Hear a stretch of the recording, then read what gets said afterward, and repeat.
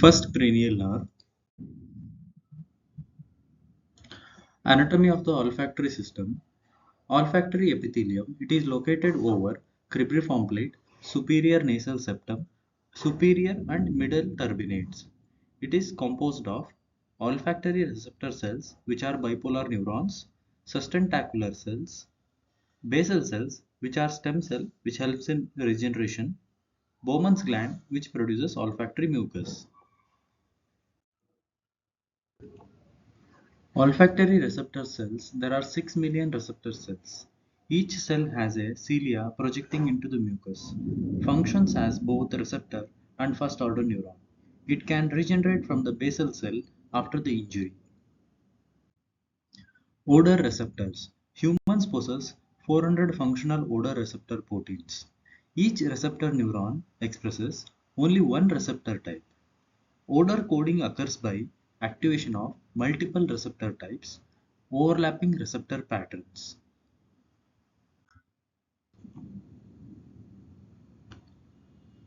Olfactory pathway. Peripheral pathway. The receptor axon will form the phyla olfactoria. They pass through cribriform plate.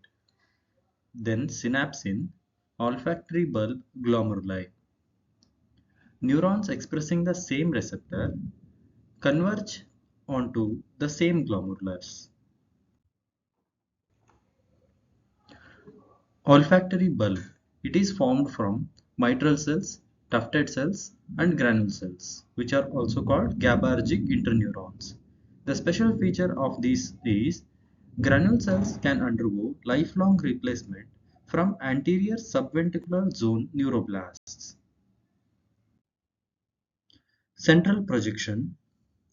Mitral and tufted cell project via lateral olfactory tract to 1. Anterior olfactory nucleus, 2. Piriform cortex, 3. Amygdala, 4. Entorhinal cortex.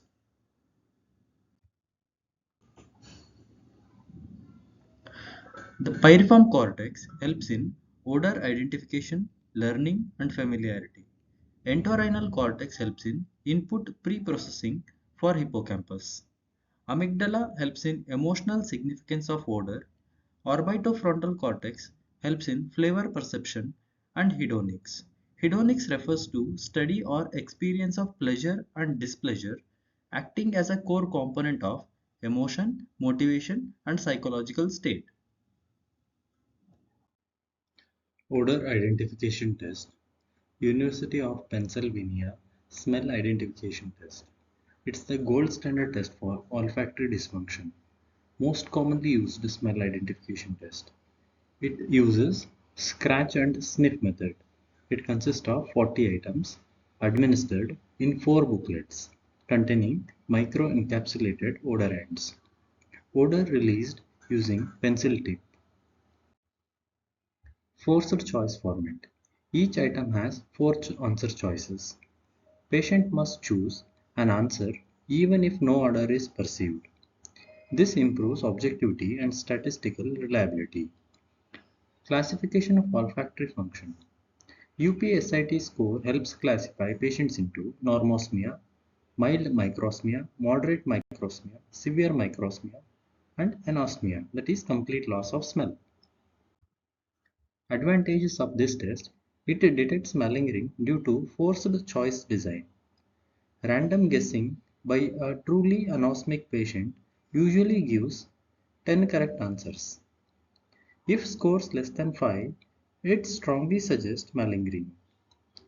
Excellent reliability is seen with test-retest reliability more than 0.9. Clinical uses. It is used in evaluation of Parkinson's, Alzheimer's, post-viral anosmia, head injury, sinonasal disorder, neurodegenerative disorder. Odor detection threshold test. The purpose is odor detection threshold test. It helps in determining the lowest concentration of an odor that can be detected by an individual. The sensitivity of the olfactory system is determined. The commonly used odorant, phenyl ethyl alcohol, it has a rose-like smell. It is preferred because it produces minimal trigeminal stimulation. helps assess true olfactory function without irritation. Principle: odorants are presented in a progressively increasing concentration. The lowest concentration correctly detected is considered olfactory threshold. Snap and sniff smell bands. Snap and sniff smell bands are standardized pen-like devices used to test a person's sense of smell, especially olfactory detection threshold. Principle: different odorants are presented in gradually increasing concentration. The the patient indicates when they can first detect the smell. The lowest detectable concentration is called olfactory threshold. Structure: resemble marker pen or felt tip pens. Each wand contains a specific odorant at a predetermined concentration. Odor is released by uncapping or snapping opening the wand tip.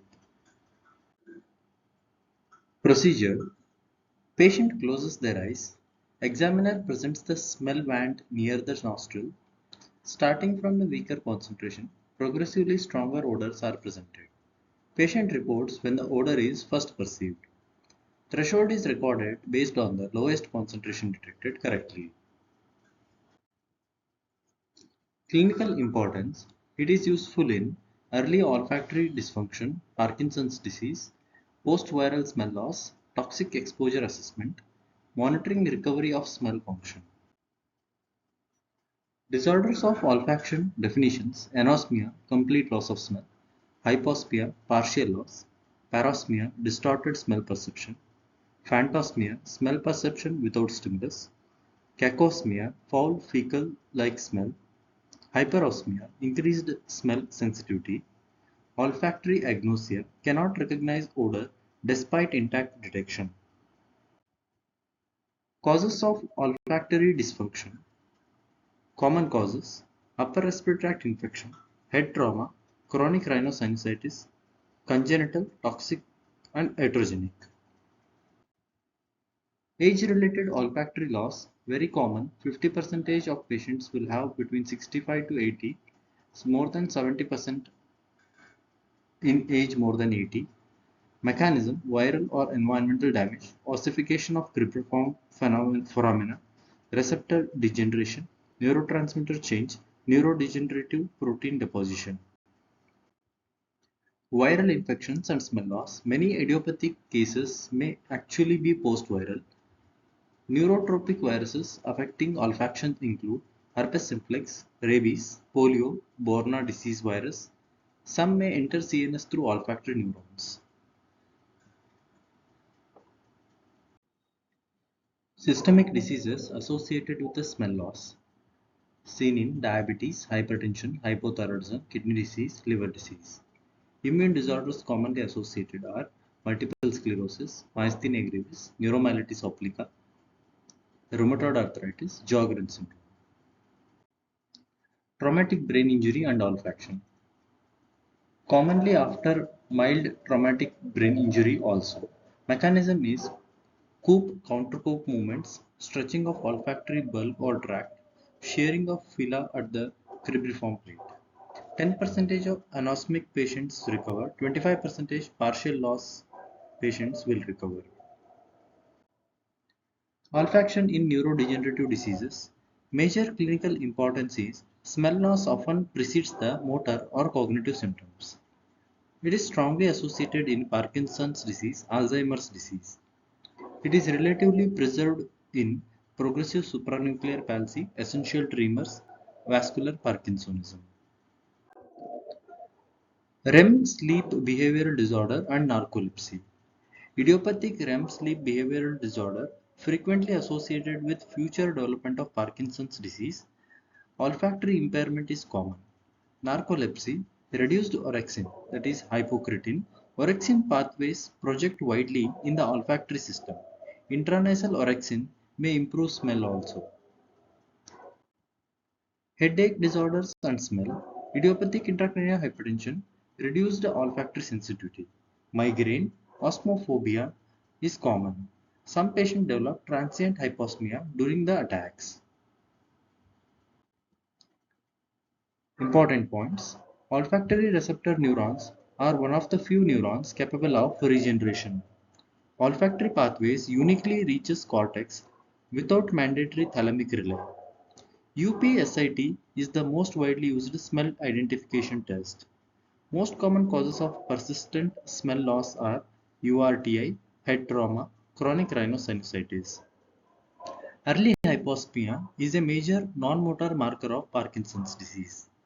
Orbitofrontal cortex is critical for flavor perception.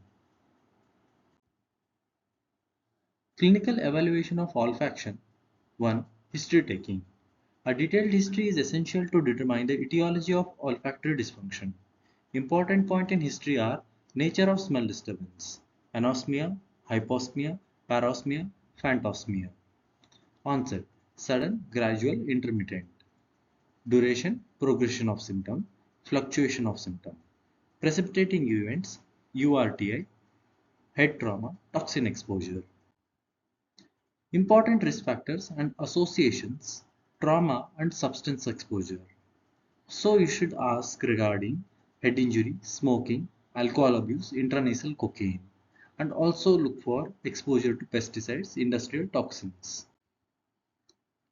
Associated medical conditions to be looked for are renal failure, liver failure, hypothyroidism, diabetes, dementia.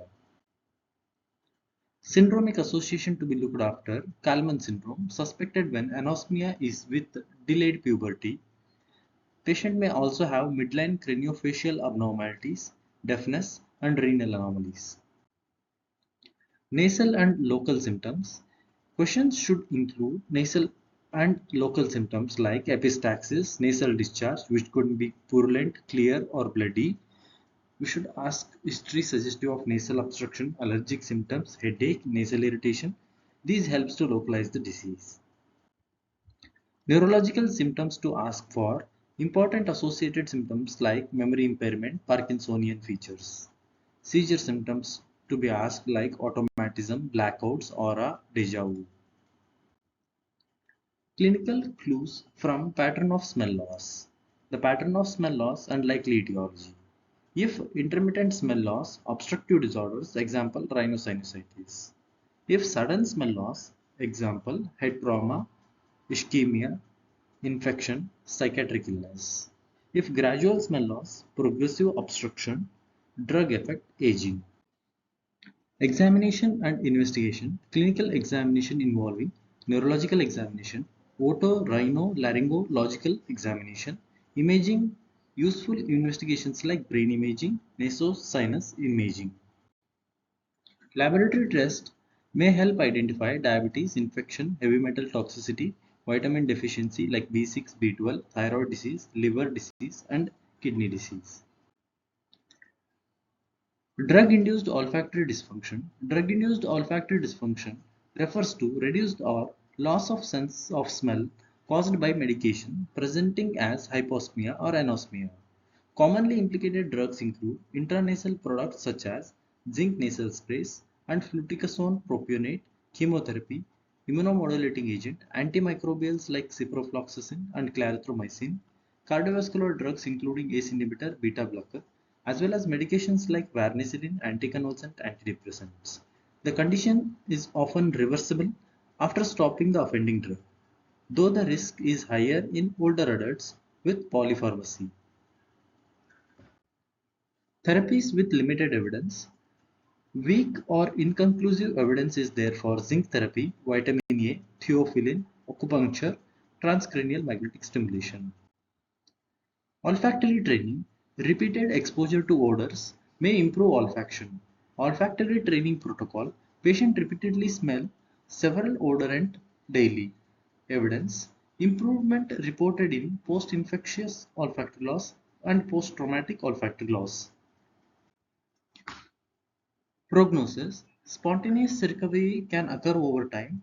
Long-term outcomes over the 4 years, about half of them show modest improvement. Complete normalization is seen in 11% of anosmic patients, 23% of hyposmic patients. Best prognostic factor is severity of dysfunction at the time of presentation. Psychological importance of testing. Quantitative olfactory testing is therapeutic because it validates patient symptoms, it helps identify the prognosis, it reduces anxiety and depression, it provides comparison with age-matched norms. Many patients benefit simply from objective confirmation of their dysfunction.